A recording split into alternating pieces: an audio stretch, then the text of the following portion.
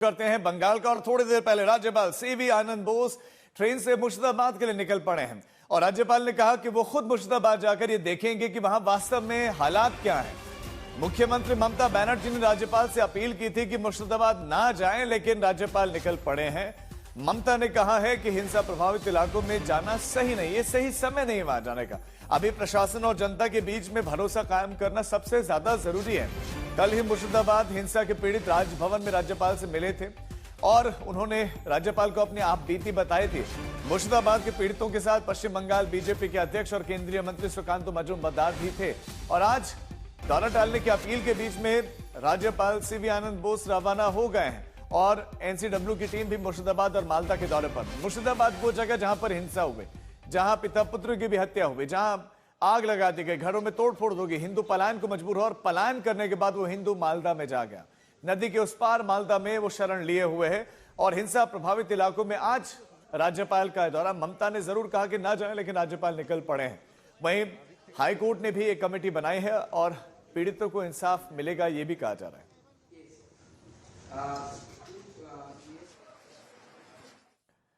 मुर्शिदाबाद जाने से पहले राज्यपाल ने कहा कि वो खुद ग्राउंड रियलिटी जानना चाहते हैं।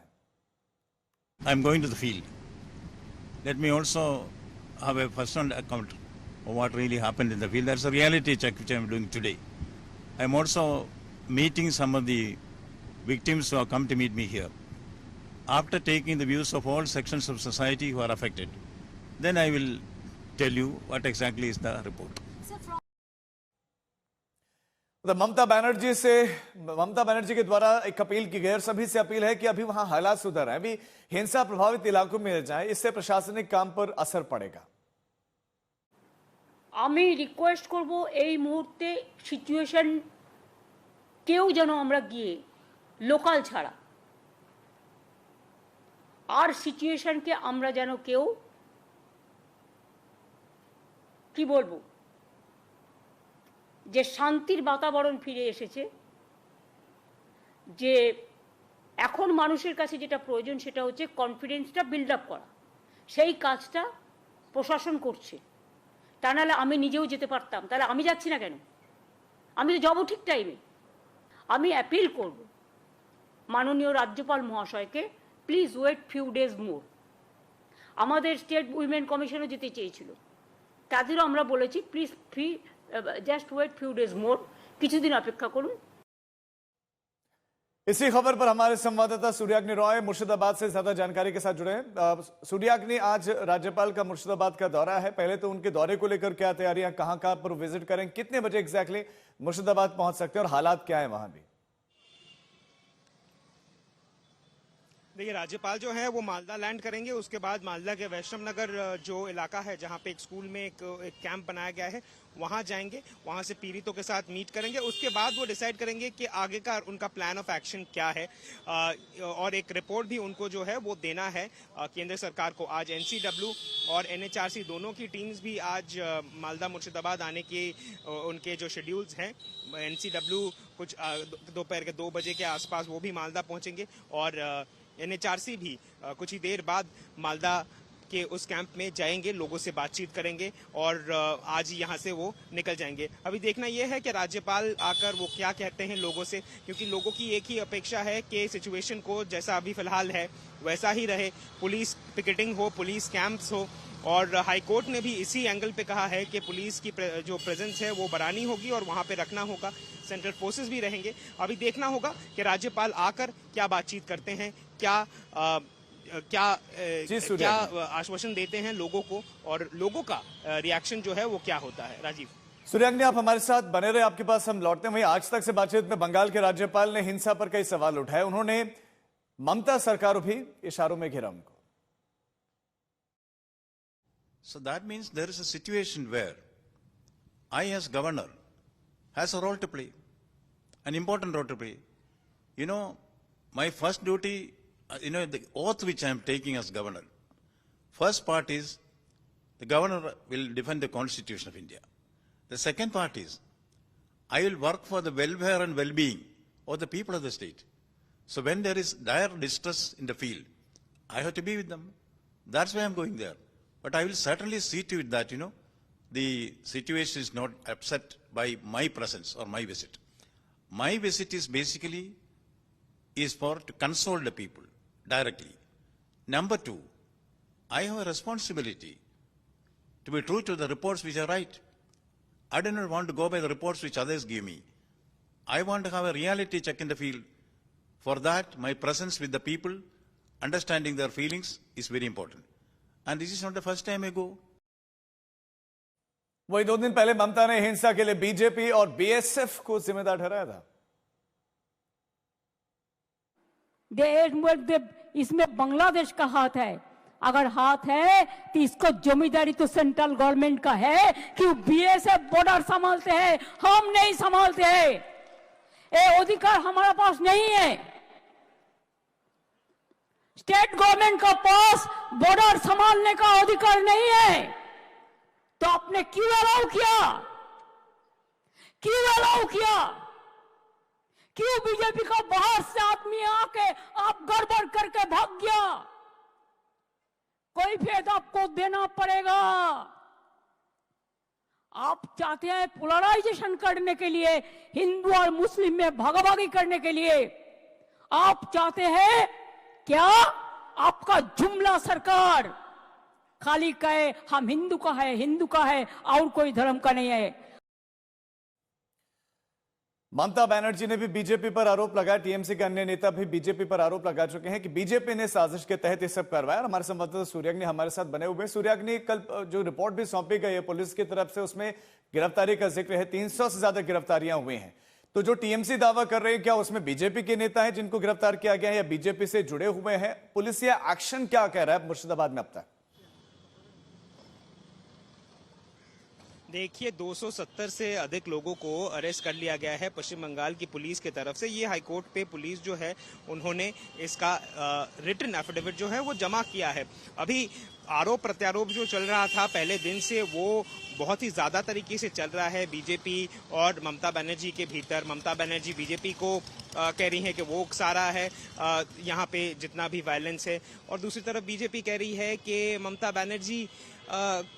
ममता बनर्जी बांग्लादेश से लोगों को लाकर यहाँ पर जो है वो हिंसा भड़का रही है। तो आरोप प्रत्यारोप में जो देखा गया है कि जिन लोगों के घर में वैंडलिज्म हुआ था वो लोग पीड़ित हैं, और उनको हाईकोर्ट ने भी कहा है कि स्टेट को इन सभी को रिहैबिलिटेट करना होगा, इनको घर देना होगा, और आगे देखना होगा कि आज जब राज्यपाल मिलते हैं आपके पास लौटेंगे। किसी ने भी हिंसा करवाई, लेकिन हिंसा हुई, वो हिंसा रोकने की जिम्मेदारी किसकी थी?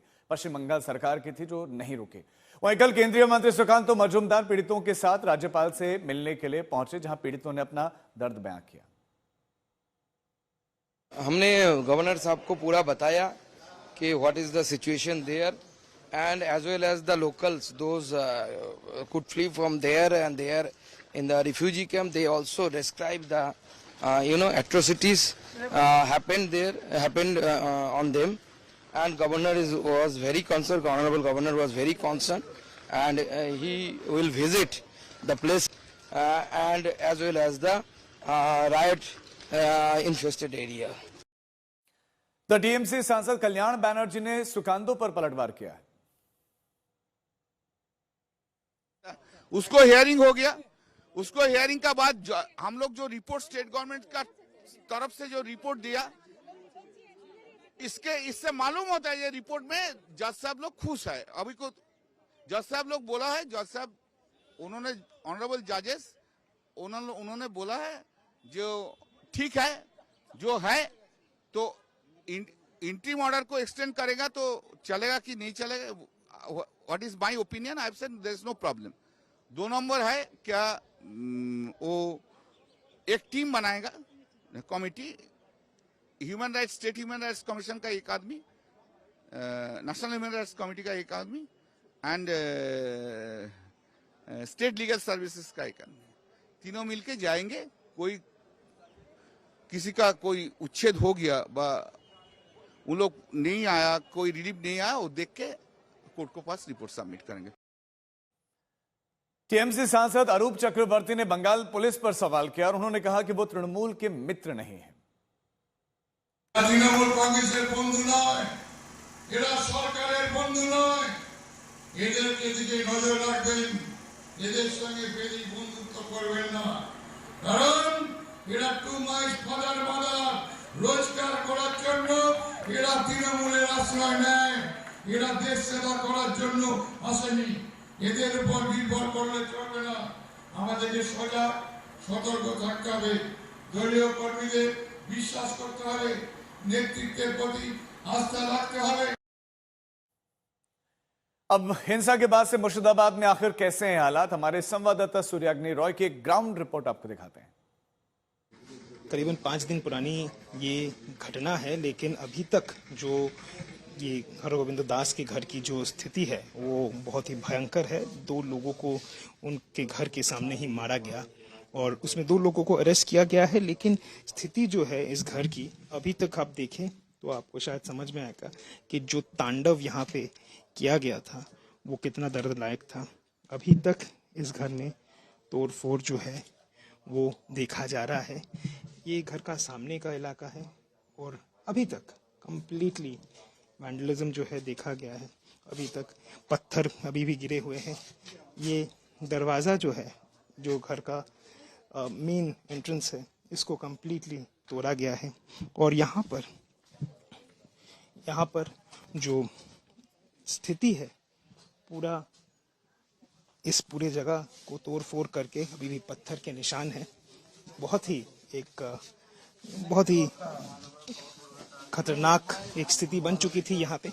और यहाँ पे हरगोविंद दास के फैमिली के साथ जब बात की कि क्या ये जो स्टेट गवर्नमेंट के तरफ से पैसा जो दिया जा रहा है क्या वो ग्रहण करेंगे, उनका दावा है कि नहीं, इस पैसे से उनको कुछ नहीं होगा, इस पैसे से उनके ज़िंदगी में कोई फ़र्क नहीं आएगा, क्योंकि ऐसा भी हो सकता है कि बाद में फिर से ऐसा कुछ होके 10 लाख रुपया देकर शायद जो जाने गई हैं उनको तो वापस नहीं लाया जाएगा। इसी को लेकर यहाँ पे जो फैमिली का स्टैंड है कि नहीं, पैसे नहीं चाहिए, जिन लोगों ने ये कांड किया है उनको फांसी की सजा दो। कैमरा पर्सन श्यामचंद्र घोष के साथ सूर्याग्नि रॉय, आज तक, मुर्शिदाबाद।